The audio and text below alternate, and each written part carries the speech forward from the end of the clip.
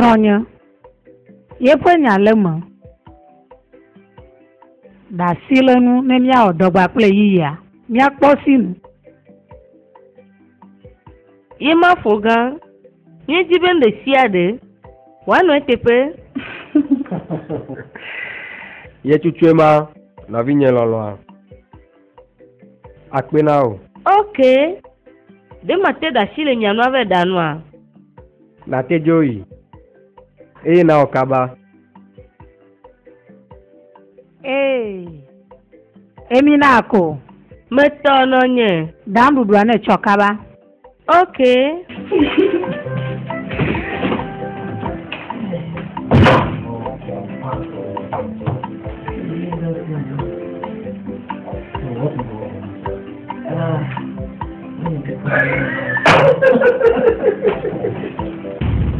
Monsieur ole gboglombe ofi ozanga ula.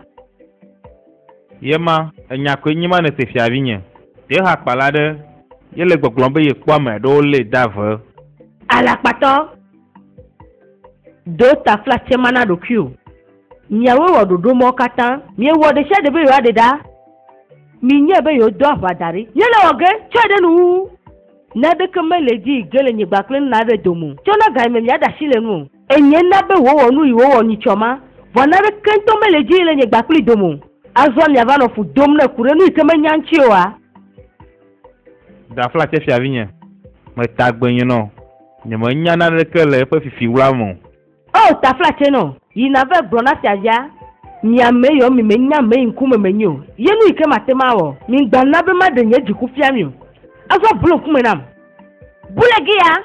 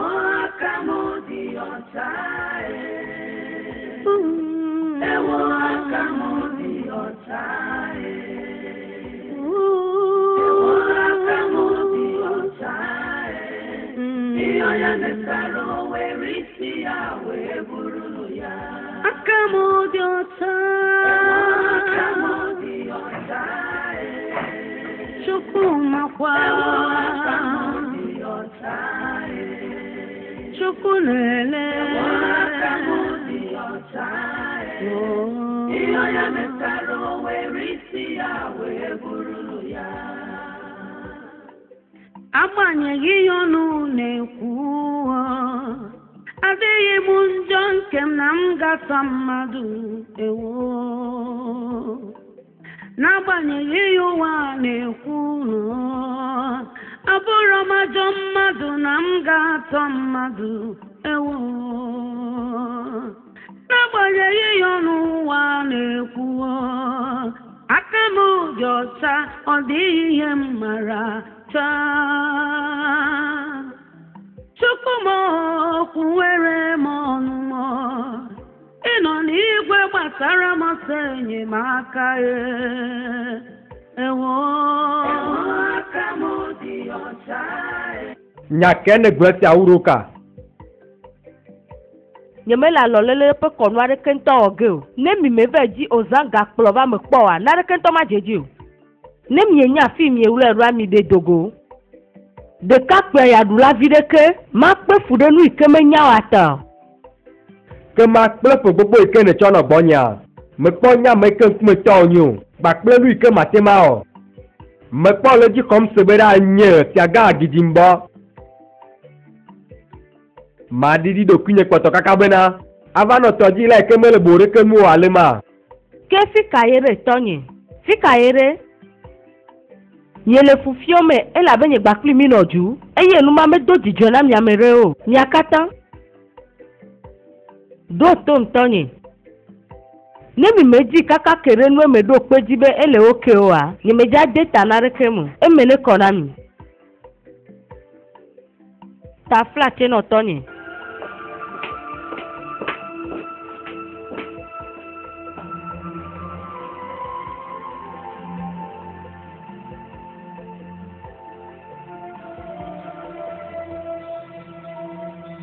Chasinya.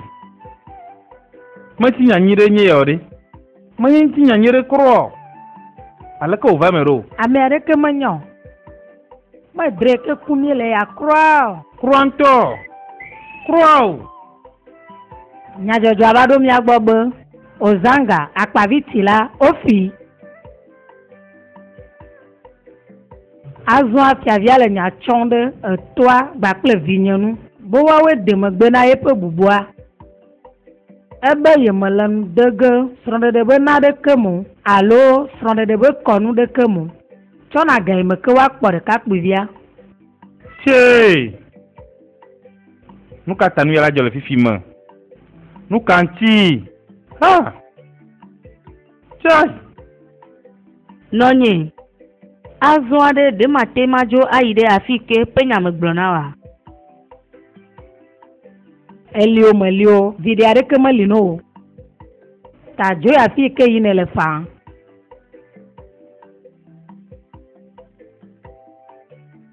Chasinya. Boblom ne le be afia no no amele vere no no masiamowa. Eju afia vie hanye. Chichia omaka. Denundale de chubivinya mape nyama. Nuye nele vevere nele fima nye be fiyo akpogano adoli awa.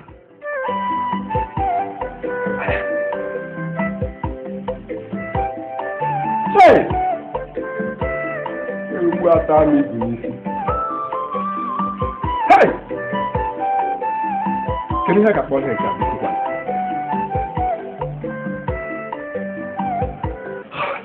Esi amele tepo. Mele tepo bo adu anya fio. Mebe alekete wa chonya re nyebe mo on madu. Nadi. Mejibe ma bio enya bobi de kadento eye enya pa me wantoy mejibe ma selgbo. Enyo yireji fa. Kapla de asiole toji la mai ko rabo zanga po bubumea.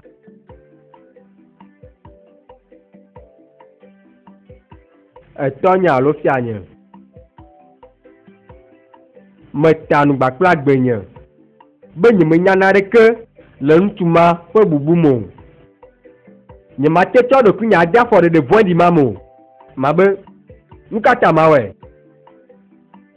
Enyo me kwese me kare jibe nya tepenye ma ne glonam. Voa ame ne wa eye nu itaya ye kwenye menyo. Eyi gbale nye vemenye be evinye gbebe ye mele na rege ntogo mesege chona ge me ke de kakuje la gbova eye wa kare jibe le la mesemu. Enya ene de futo wa enye ma.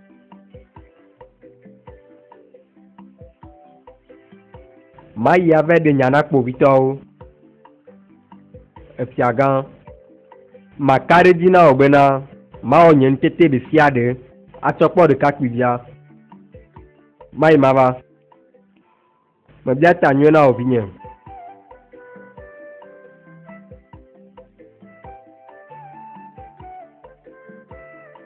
Ekpedike.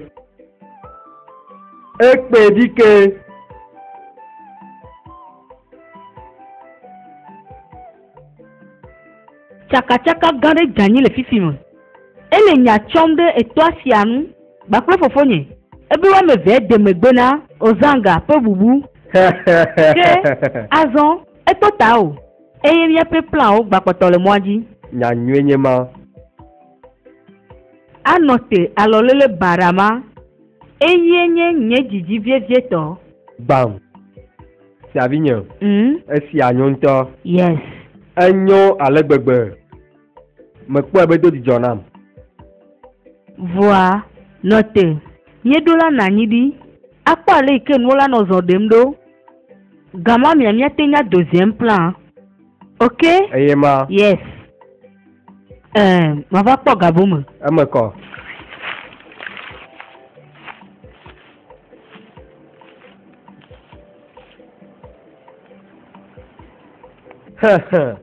Ozanga. Ne chua bele nzon.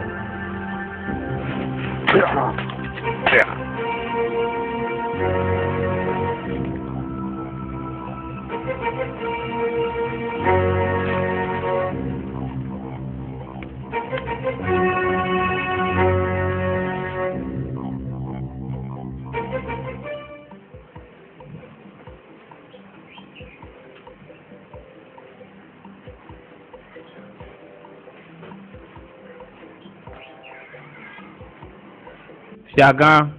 Ekpedike. Nududu asogbe. Ndala ko va direct pour manjivo. Ekpedike. Afi imelea adomele nyewumo. Enye ne jania etu adonam. Esi amenye dzidzɔ ƒe na ɖe yi ne le eme vam le agbenye dzi o. Siaga nye ne le gbe be yi me le nuɖugo a nye me susu be ele na ɖe ke dzra ge ɖo. Ke be xɔ la gble ɖe dzi kpe. Yina va kpɔ vinye. Kpɔ ɖa be va le xɔ to nua alo ekpɔtɔ le xɔa me. Ema bo hoe le veve ɖe nam le fifi me. Yi. Enyo Siaga.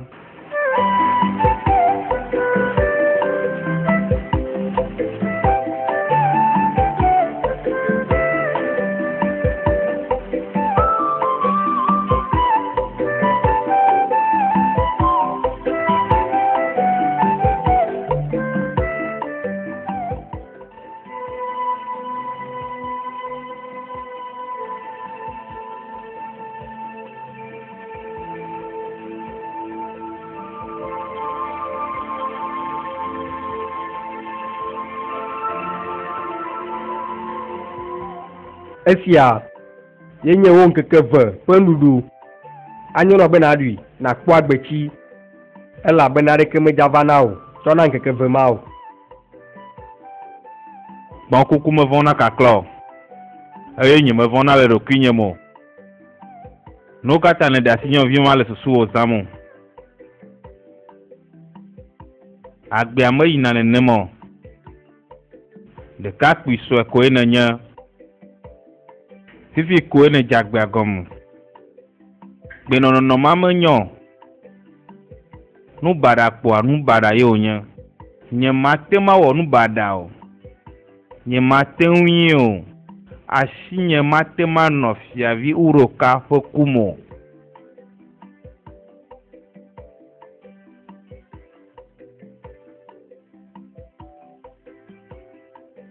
Trɔ agbenɔnɔ.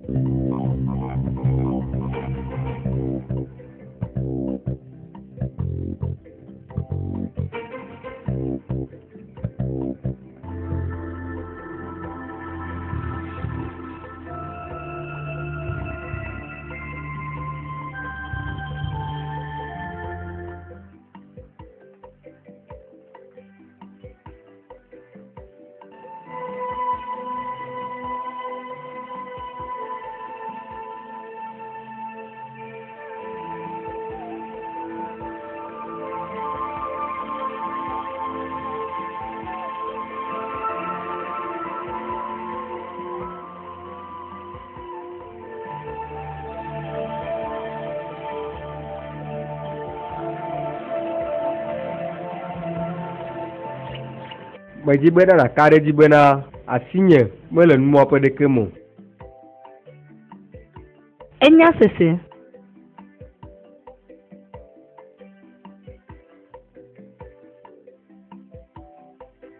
Lɔlɔ̃tɔnye, makpɔtɔ aka ɖe dzi nɔ be enye kple tsitsiawo kple fia pasi ɖeke mele numa mo. Meta nu kple agbenye na wo.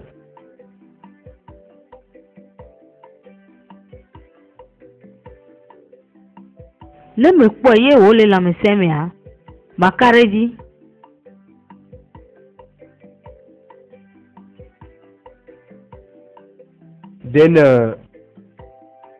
Dene dzi be maƒle naɖe na wa.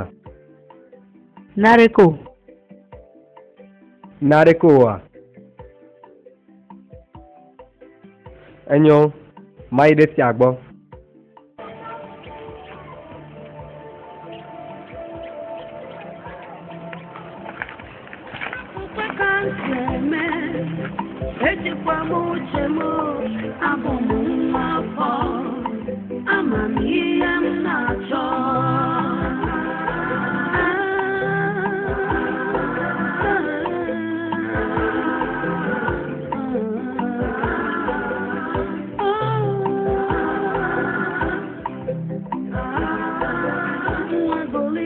To poro suare la signe. Elle be mianɔ te drɔn kuku be yewoakplɔ ɖetugbivi ma va fi ya. Ye ŋutɔ nya me ne kinaƒe ɖekakpuivia eye megbea eva le dɔ dom asi na mi. Enya be mi mate ma dzi akpɔ. Nɔnye, ɖetugbivi ma melɔ fofonye ƒe nya gbɔ. Eye mele ɖege o. Eɖo Amerika ƒe ahiãvi. Mɔnu di wo le kple susu bena wòave nɔ dzugba kpli doe. Ifeyan wa, dzoɖa le ŋkutanu. Dzasi ɖe to.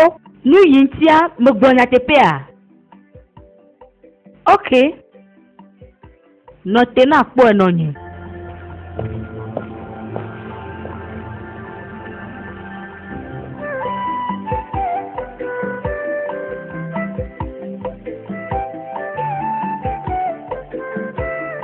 Fiaga bubua, mekpɔ afli ɖeke yi ke dzi miazɔ. Fɔmaka ɖe dzi nɔ be miakpɔtɔ nɔ edzim kaka miake ɖe ŋu. Enyo ke mana mi kaka ɖe dzi bena meka alɔdo yi ke miabia tso gbɔnye oa alo le fiase ya me gbɔ oa. Si be ale yi ke nye aka mi ɖoa, matsɔ wo na mi. Ya tukara ke me le afi me fiagã. Nye le avua dzi. Abe ale yi ke vegɔnya gblẽa, miadzi miake ɖe ŋu. Kpovitɔwo, mele akpe dem na mi geɖe ku ɖe ale yi mietsɔ vevie na dɔ ya ɖo.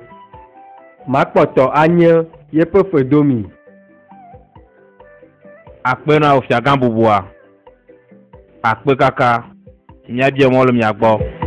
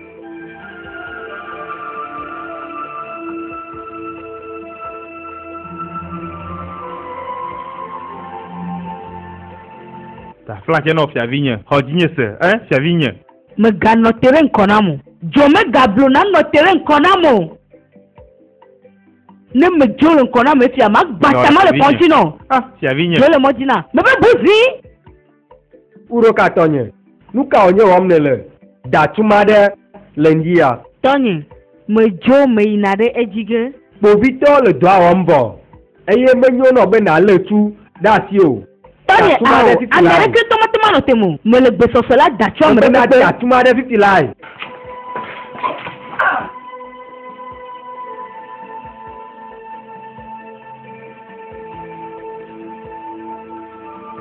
nyemele nusi ogome semo nukanti fiavi nonye blenam nukae efe yiwan lo egbove de kachi glaglagla vovo tie ya mama me bia be nuka enye ku hia ma ye o jenya fuflaro gbogbon nyeme se gomo imiraku me kare nya egbom ne vale ajisia yes me kare jinto